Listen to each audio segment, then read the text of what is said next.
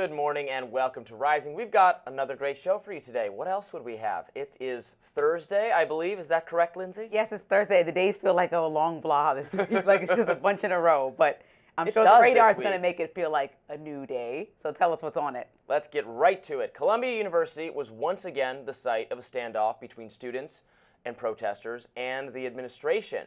Mass protesters occupied the campus's library yesterday, rushing past security guards. Their desire was to call attention to the plight of Palestinians and to condemn what they believe are the atrocities being committed by Israel. They're doing so, once again, using tactics that turn off most people. Authorities instructed these protesters to show their IDs and be ejected if they were not students. Let's watch some of this. Please stop pushing, please! You don't want this! Nobody wants this! Please stop pushing, we will let you leave! We will let you leave! Please take your ID card out! Now, indeed, some of the Columbia protesters in the past have been outside agitators. It is appropriate for university officials to stop them from taking over campus. In fact, this is a good time to remind everybody what rights protesters do and do not have at Columbia and elsewhere. Now, it is perfectly valid to protest in the outdoor public spaces in campus by holding signs, conducting rallies, etc. It is not okay, however, to permanently occupy the public outdoor spaces by setting up tent cities and refusing to leave. And then when it comes to the indoor protesting, well, this is obviously subject to much more stringent rules. Now, this may come as a surprise to the protesters, but people are actually using the library to, study for their exams. It's actually the main purpose of being a Columbia student, not confuse self-defeating political activism, but, studying. So it probably isn't okay to occupy the library and disrupt the activities of the students who are using it. Pro-Palestinian activists do not get to monopolize public spaces and make it impossible for other people to make use of the educational function of the university. This should be obvious, but for some reason, it is not obvious to everyone. Now again, if students are merely engaging in anti-Israel or pro-Palestinian activism, expression, and speech, they have every right to do that, as long as they aren't obstructing anyone else. Neither Columbia's administration nor the Trump administration should take aggressive measures to deter anti-Israel speech. Speech is protected by the First Amendment.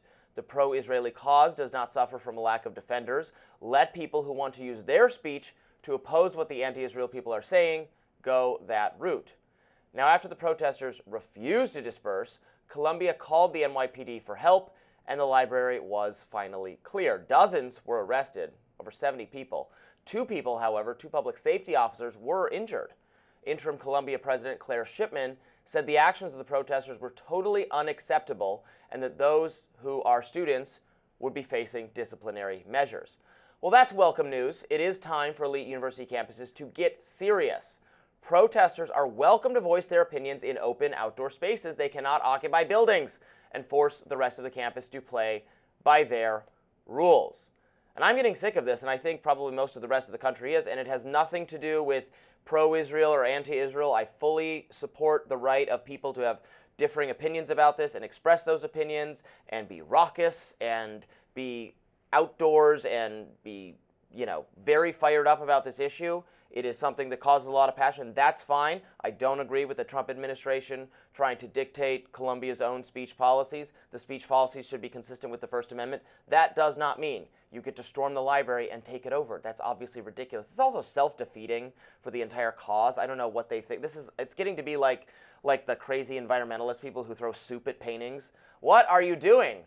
No one likes this. That one I don't love. I think this is a little different. I think protests are disruptive. They disrupt education, but they also can be a form of education. You learn about cultural, civic engagement, different experiences people have, they're passionate about. And that's what college is. You know that it's a learning experience, but it also is so much more. A place where you can share ideas and see how passion turns into change. And historically, there are many examples of actual times that this worked, when like sit-ins during the civil rights movement, right? They're in buildings, sitting in, but it led to major legislation and change.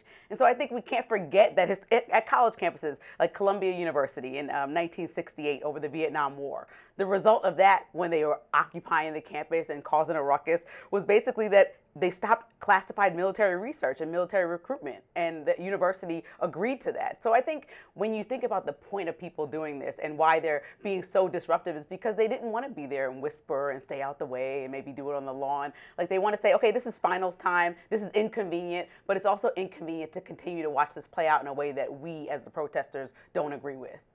There is research on, you're right, civil organized protesting that is not violent and that is not involved destruction of property can be effective according to social psychology research.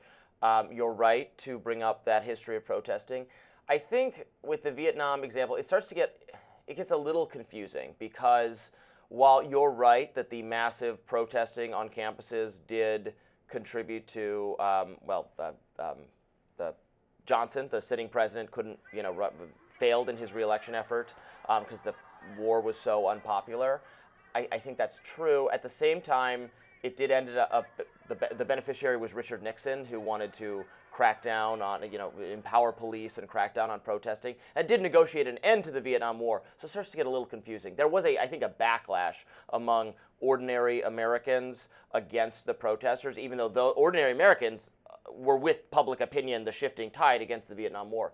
So it gets a little confusing. I think on this issue, if you're watching what the masked students storming the library, refusing to disperse, throwing a tantrum in the public. president is threatening them with not only trying to put them in jail, but to remove them from having access to their college education that they paid for. This is crazy because, like you said, free speech is really important, and really important to all Republicans most of the time. It's crazy. So I don't really understand why Trump is going so far after. If you shove past the security, we gotta, all of us in all of society now gotta go through metal detectors to get into any public building. If if I jump the line in the airport and say, oh, I'm protesting, I don't like Israel, it's not, I don't get to get away with that. Why do they get to get away with it? Right. I think that they, like you said, when people get hurt or anybody gets hurt, that's a Yeah. big deal, right? To me, I never want to see that happen.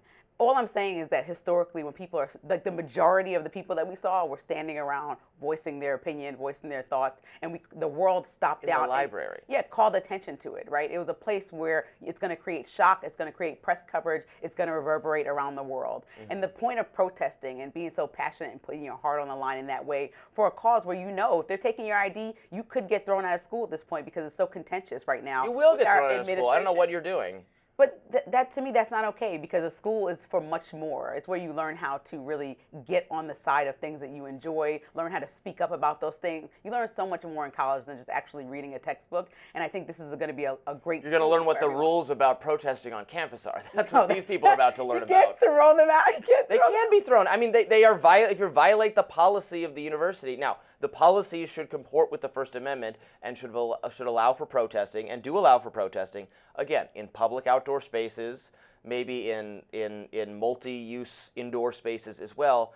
But you can't occupy the library indefinitely. But That's I mean, just like, obvious. No one can. Sit-ins in spaces that are not public. Well, I know, but all those people all got disciplined as well. No, they I were just understand, willing to be disciplined because they thought the cause was so important. Right, and so perhaps we didn't speak to all the protesters there. Perhaps Yeah. they're willing to be disciplined, but we know for sure that sitting, standing in public places and private places that you're not supposed to be in, that are not all outdoors. I mean, in a perfect world, we'd protest right here in the park. That's open. It's a nice day. But, protesting is inconvenient. Nobody who's protesting wants there to continuously be a war between Israel and Hamas.